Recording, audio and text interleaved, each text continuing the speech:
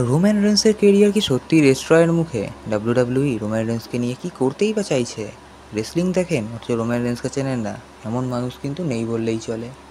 শুধু ডাব্লিউডাব্লিউই কেন, বরং গোটা রেসলিং দুনিয়ার বর্তমান সময়ের অন্যতম একজন সর্বশ্রেষ্ঠ রেসলার রোমান রেন্স।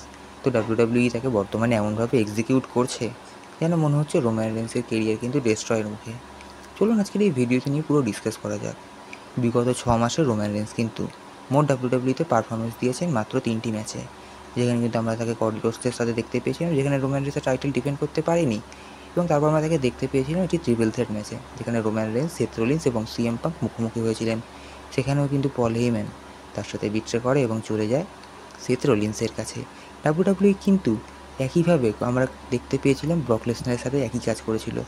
একজন শ্রেষ্ঠ রেসলার ছিলেন ব্রক লেসনার, যেমন ছিল তার পাওয়ার ঠিক তেমন ছিল তার মুভস।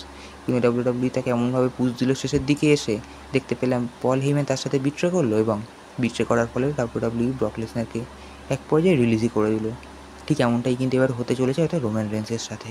কারণ আপনারা হয়তো ইতিমধ্যেই জেনে গেছেন যে রোমান রেন্সের বেতন যে পরিমাণ পেয়ে তার থেকে কিছুটা পরিমাণ কেটে নেওয়া হয়েছে। তবে এসবের মধ্যেও রোমান রেন্স যে ডাব্লিউডাব্লিউতে কবে আসবে তা নিয়ে কিন্তু এখনও কোনো রকম রিউমার্স পাওয়া যায়নি।